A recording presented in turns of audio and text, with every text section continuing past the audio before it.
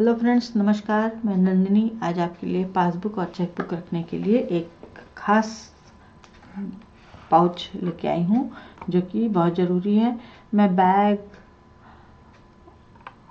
Pouch, handbag, purse ये सब तो बताती ही रहूँगी, लेकिन बीच बीच में कुछ ज़रूरी चीज़ें हैं जो हमारे रोज़ के महत्वपूर्ण चीज़ों में से कुछ मायने रखती हैं। उनका विशेष रूप से ध्यान रखते हुए उनको भी बताना ज़रूरी है। और आप लोगों की जो डिमांड है कमेंट्स बॉक्स में जो आता रहता है वो मैं पूरा करूँगी, श्योर करूँगी। आप ये मत समझिए कि मैं नहीं करूँगी, मैं उस पर काम कर रही हूँ। और जैसे ही वो तैयार होता जाएगा, हर चीज़ जो बनाने में सब कुछ उसकी तैयारी करने में थोड़ा टाइम लगता है, लेकिन बीच में कुछ चीज़ें ऐसी होती हैं जो बहुत महत्वपूर्ण होती हैं, अपना वो एक अलग मायने रखती हैं और हमारे जीवन में बैग से ज़्यादा ज़रूरी उनका स्थान होता है। तो उसी तरह से उसी श्रृंखला में एक पाउच है जो पासबुक और चेकबुक रखने की, चाहे हम जितना भी ऑनलाइन चले जाएं, लेकिन कभी ना कभी कहीं ना कहीं हमें पासबुक चेकबुक की ज़रूरत पड़ ही जाती है। तो उसको संभाल के रखने के लिए या कहीं कैरी करके ले जाने के लिए बहुत ये लाभदायक पाउच है।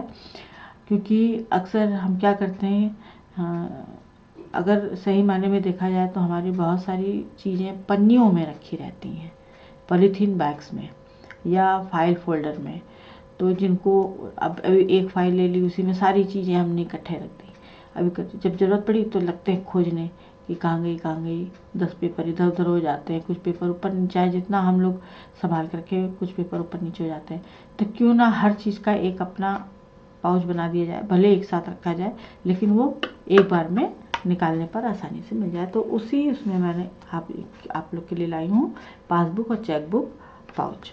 तो आइए देखते हैं इसके लिए क्या क्या सामान चाहिए। हमें 10 बाई 10 का एक पीस चाहिए, इस तरह से क्विल्टेड पीस, और जिप हमें चाहिए 15 इंच, रनर चाहिए 1 इंच। बस इससे ज़्यादा सामान नहीं चाहिए।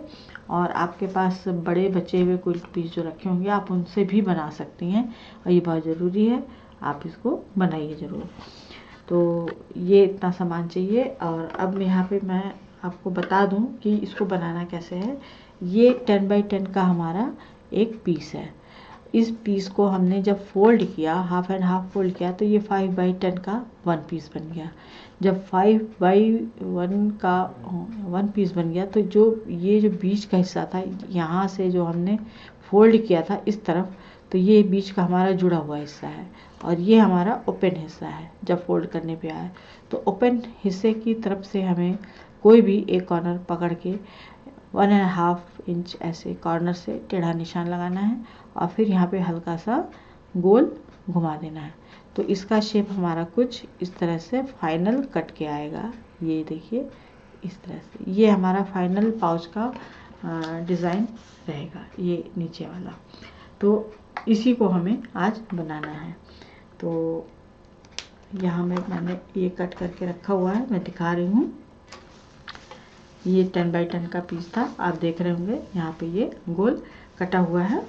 और ये इधर से इधर जब हमने इसको ऐसे फोल्ड किया, 10 बाई 10 का है, कहीं से भी फोल्ड कर सकते हैं। सबसे पहले यहाँ पे सेंटर निकाला, ये हमारा खुला हिस्सा है, बंद हिस्से की तरफ से हमने यहाँ पे सेंटर दोनों तरफ निकाल दिया है। और इस कोने पर ये पूरा ऐसे था, 5 बाई 10 का पूरा पीस था। तो यहाँ पे 1.5 निशान लगा के यहाँ पे हल्का सा कर्व गोल निशान देने के बाद जब यहाँ पे 1.5 का निशान लगाया तो यहाँ पे इसको ऐसे गोल लाइन खींची और इसको कट कर दिया। अब हमें इसमें जिप लगानी है। तो जिप लगाने के लिए हमें ये जो हमारा ये जो सेंटर जो फ्लैट हिस्सा है जिस पे हमने कट नहीं किया है, वहाँ सेंटर तो निकला रहने देंगे, वो तो सिलाई के काम आएगा। इसमें जिप लगेगी यहाँ से लेके ये यहाँ जो गोलाई का हिस्सा है और यहाँ के गोलाई के हिस्से के सेंटर तक हमें जिप लगानी है। तो इसको यहाँ से लेते हैं और जिप लगाना शुरू करते हैं।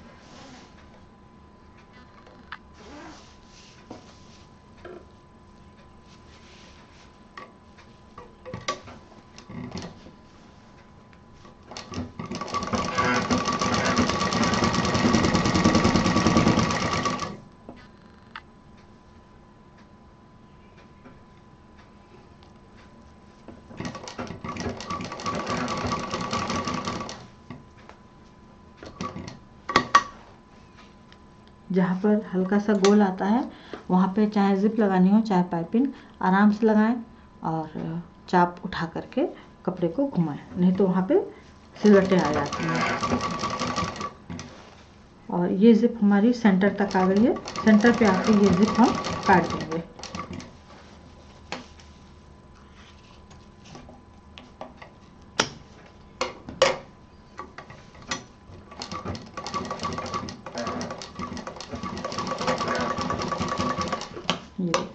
ये इस तरह से केवल जिप लगेगी। जब हम इसको फोल्ड करेंगे तो ये कुछ इस तरह से आना चाहिए। अब इसमें हम फिनिशिंग देंगे।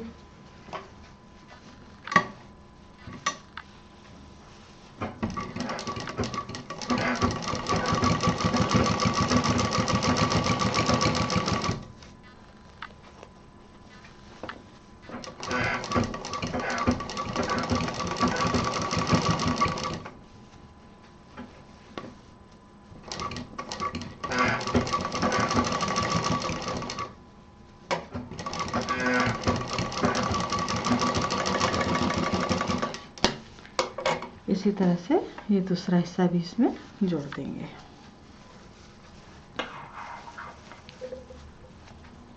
ये दोनों से अलग कर लेंगे और इसको यहाँ पे रख के सिल देंगे।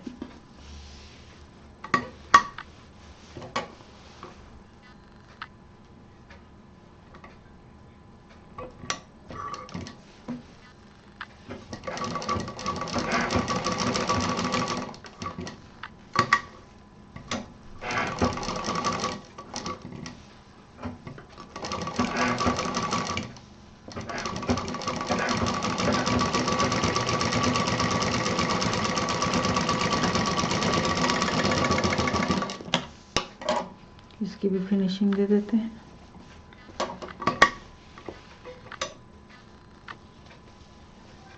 अब आप सोच रहे होंगे कि तो सिंपल पाउच है, इसमें कौन सी खास बात थी। वो खास बात मैं भी बताती हूँ।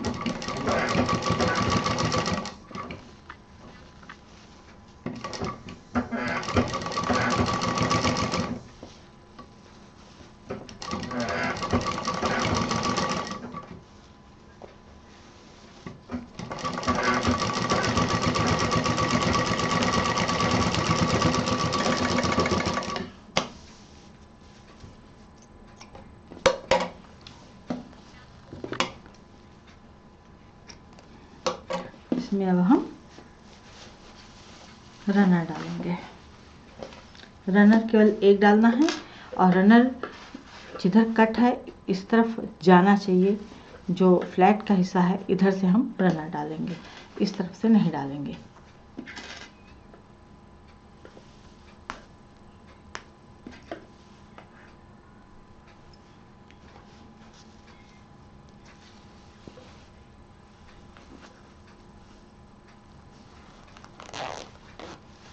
इसको डालने के बाद इसको उल्टा करेंगे और सबसे पहले ये हिस्सा बंद करेंगे। हम जो हमारा पीछे का हिस्सा था इसको बंद कर देते हैं।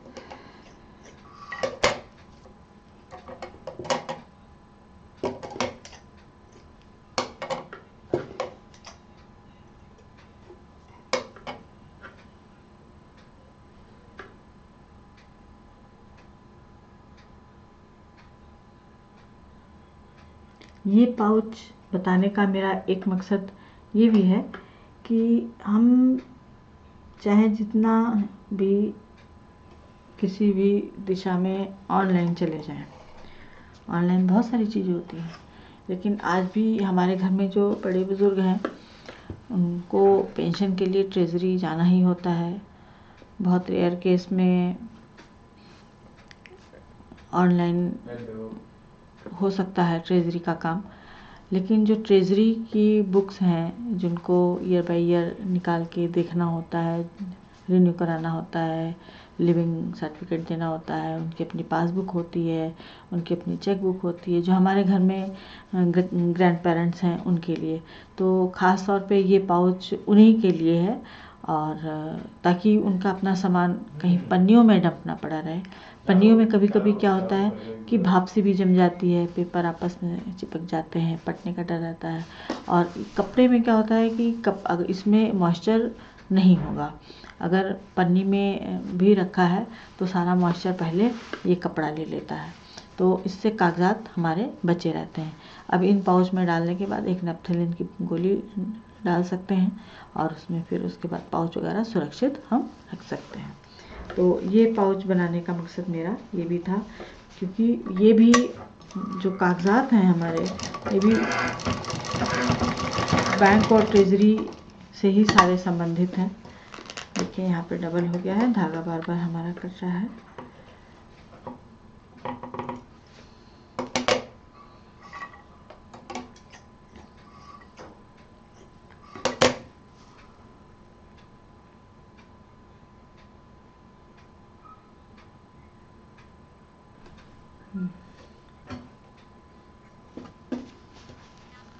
यहाँ पे 2-3 बार मशीन चलानी है।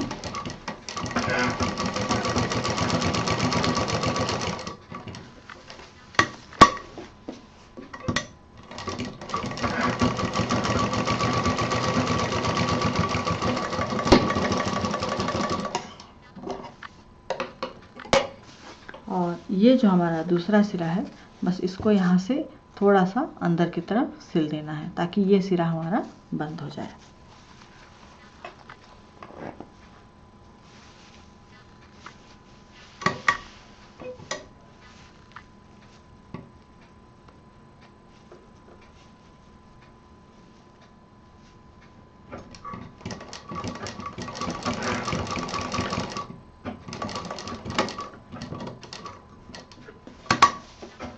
यहाँ भी 2-3 बार मशीन चलाएंगे।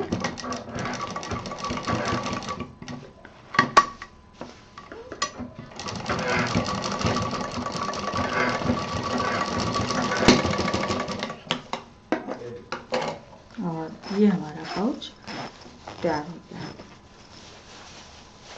इस तरह से।